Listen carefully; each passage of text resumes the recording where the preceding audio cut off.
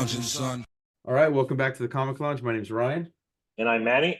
and we're here to talk another classic issue of Uncanny X-Men. We're talking issue 234 by Chris Claremont and Marc Silvestri and Joseph Rubinstein on inks. Yeah. Before we get into it, I just want to remind everybody, if you're not already subscribed to the channel, hit that subscribe button. Check out some of the awesome stuff we have on the channel. And we are a daily YouTube channel as well. So if you hit the bell icon, you'll be notified every time we drop a new vid. Now, let's check this awesome issue out. I love this cover. Classic cover of Wolverine infected by the Brood. Yeah, the coloring on it is amazing, man. Like, the image is super striking. Yeah, this is a fun era, dude. I've been saying it, like whether it's been on camera with some of the past issues or stuff we've been reviewing or just our personal conversations, but the Outback era when they were living in Australia was like a huge blind spot for me. I think I maybe read 2 issues that were set in that period up until recently. And it is a really fun look at this like version of X-Men that are like presumed dead, or at least this team is. Because at this point there is X Factor, there's New Mutants going on. But Wolverine, as you can see, Wolverine, Havoc, Colossus, Rogue, Storm, Longshot, and Dazzler are the group that are like off in the distance, in hiding. This Silvestri art, dude, is so different from what was preceding it as well. Oh, totally, man. And again, look, this is the third time in almost as many weeks that Glynis Oliver comes up as a colorist. Love her coloring, dude. Dude, yeah. I also love this version of Dazzler. You don't really see her utilized much in comics. And I always thought of her as like a, whatever character. I didn't realize that she could be a complete badass as she's kind of portrayed in this current run that I've been reading. I love this line where it's like, the heck it is, Scunge. Like, what's Scunge? What the hell is that? What word is that? I have no idea. But she's getting attacked by this dude. What's his name? Spitball? Yeah, all these dudes are possessed by Brood. Yeah, dude, it's pretty nuts. Yes. Everybody has been infected. Yeah. And I believe Rogue is infected, or am I jumping ahead? I might be thinking about a different issue I read. No, she's infected in this because she gets. And it's, the Brood is again like something like I didn't have a huge, like, I knew of them, but I never really read a lot of stories because I feel like they weren't utilized as much in the 90s and the 2000s. They were kind of like pushed to the back. But it's interesting to see how much of an effect they had on this team for a lot of years, going. I mean, this is issue 234. I was reading in like an issue like 130 or 140 something where they were prevalent too. Dude, this right here though, how about this? This is where you don't really see the X-Men kind of portrayed. Colossus grabbing this dude and yeah, I was taken aback at like the level of ferocity that the X-Men show in this, and like they all kill people. Like Wolverine does, Colossus does, fucking Dazzler does. Dude, it's crazy. I love that Longshot's in here too, because he's a character that I don't know. I don't see him utilized again as much, but I'm growing to like him going back through these old X-Men comics. I'm a big Longshot fan. Yeah.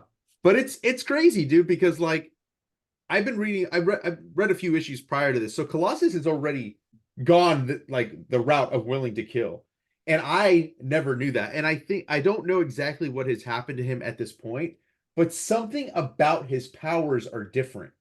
Like he's stronger than he used to be, and he's become angrier. And I think some of the anger has stemmed from his sister Ileana is in limbo, right? Yeah, she's in limbo at this point. She's aged. So he feels like he should have done more. So this is like an angry Colossus, which I'm also not used to really seeing. He's usually because he's usually very like almost a pacifist. He's a very sensitive person. But I just love the way Silvestri draws the X-Men, dude. I love seeing him at this era and where he has come in like his agreed, man. Style. Because people forget he's been around a long time. Like I'm a big fan of the stuff he did for the Conan the Barbarian too, which he did like King Conan, and he did a bunch of stuff like in the early 80s, like teetering on like the Bronze Age, Yeah. But like Storm, I love this era. Storm Rogue's hairstyle's pretty fucking crazy. This is like one of the main reasons I want to talk about this, because this is very like, in line with what we're watching on X-Men 97, because it's dealing with Madelyne Pryor. But like, she's sitting in this abandoned building. This is where like, the X-Men are hiding out.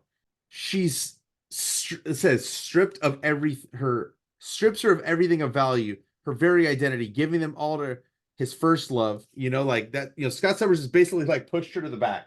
And now she like, because she's a clone, and so she's just like, what does she have left, right? She has nothing, and she's abandoned and alone. And then she wakes up, she's in this world. I love how they depict her having no identity, so she's just like this, like almost looking like a mannequin walking through. I love Gateway too. I mean, this is like the second time that we've seen him in a comic we've covered this week. I love this. He makes no move to help her, for that is not his purpose in the scheme of things, but simply watches as if he's disappointed by her choice to wander out to the deep desert instead of back to town. It doesn't show. This is her fate, her destiny. I love this, how the sun like melts and her face comes back. Yeah, I was about to point that out. It's almost like something out of an EC horror comic, It's very, very striking and disturbing.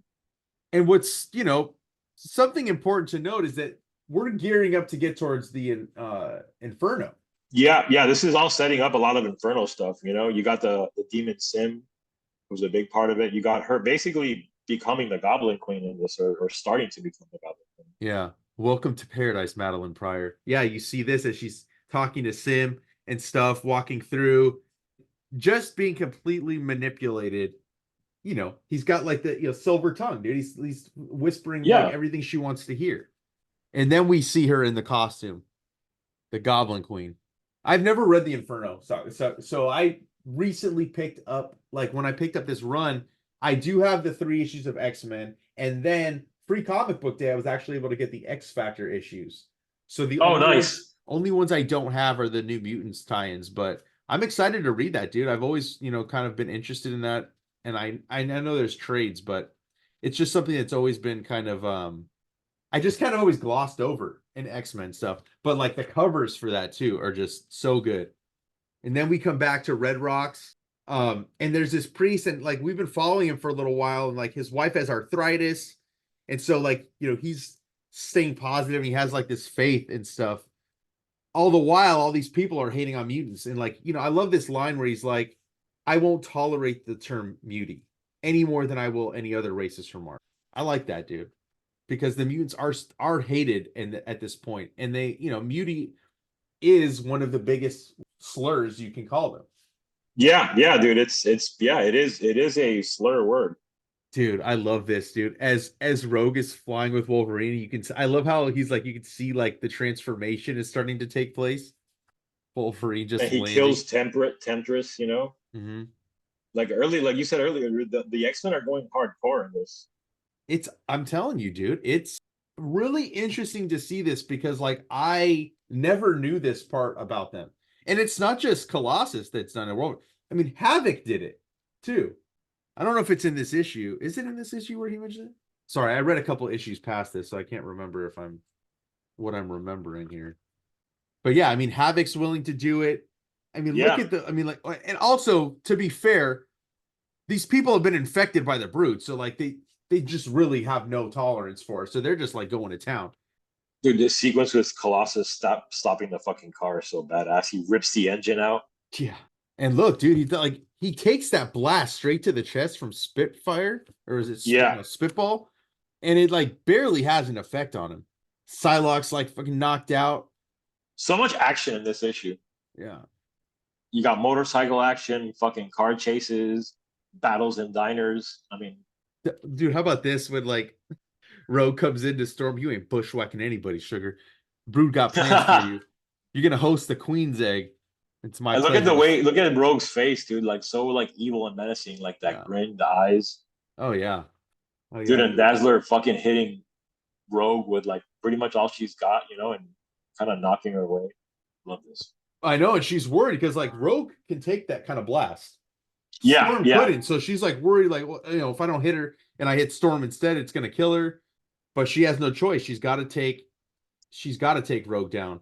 And then Wolverine I love this right here, dude. This priest coming up, right? Like everybody's like, oh, he's a mutie. Just, don't even worry about him. And he's like, I don't care. And he thinks that he's healing him and that he's going to remove the demon from Wolverine.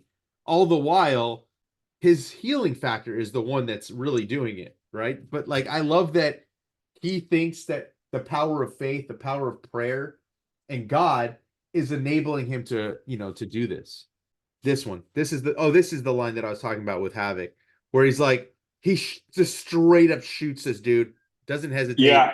And he even talks about it. He's like, is it true what they say that once you start killing, each one becomes easier? Interesting to see that like they were willing to go this route with the X-Men and make them willing to cross the line. I love this Havoc costume too. I know it's a little cheesy, but it's one of my it's favorites. My favorite design. I know the headdress kind of looks corny, but I dig it. I dig it too. I dig the Brood too. I used to have the action figure as a kid. Oh, really? I love this dude as they're on stage, Wolverine bursting through and ripping him down. I love what he says too. Only two things are certain in life, and this ain't taxi. Slam. Dude, he fucking kills it. You know what I mean? Like, and the panel with his face, and all you see is a snick. I know. It's dope, dude. Yeah.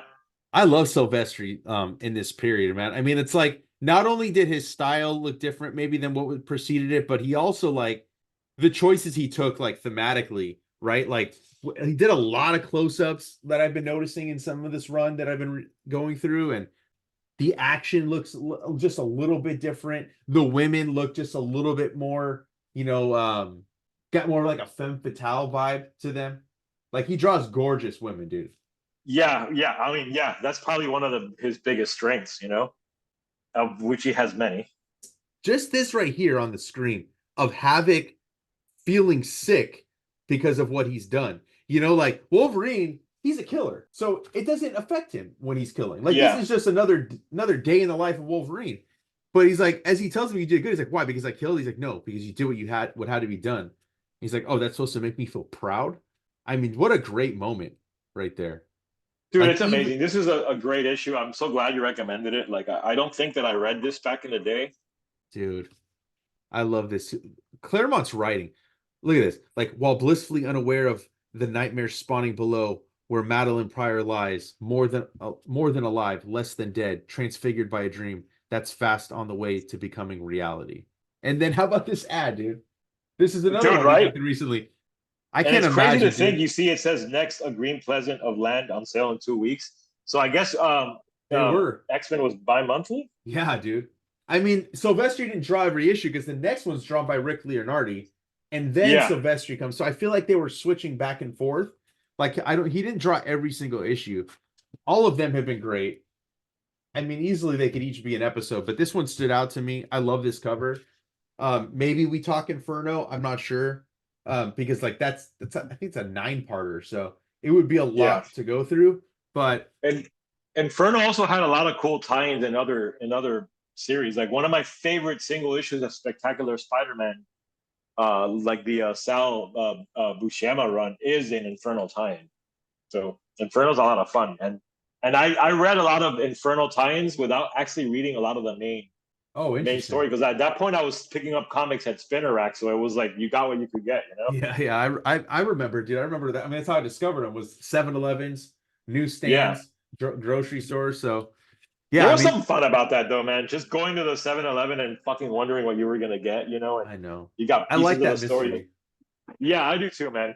Yeah. I mean, don't get me wrong. I love being able to pull a specific book from my local comic shop, but I wouldn't change the way I got into comics. And I think you understand. Dude. Me either. Yeah. This is such a fun era. This is like, I mean, I'm 2 at this point when this is coming out. Am I 2? I'm sorry, I was 1. I was a year old when this is coming out. But I love going back, reading this old stuff. It's such a blast. I'm getting just as much, if not a little bit more, excitement out of going and reading old comics than I am with the new stuff. So it's always fun talking these issues with you, and I know you recommend this. I recommend this. Go pick this up however you can. Single issue, trades, omnibus, whatever, epic collections. There's all sorts of ways to read these, but go pick it up. Go check it out. And while you're at it, make sure you like, follow, subscribe, hit the bell icon so you're notified every time a new vid drops. And on that note, we're out.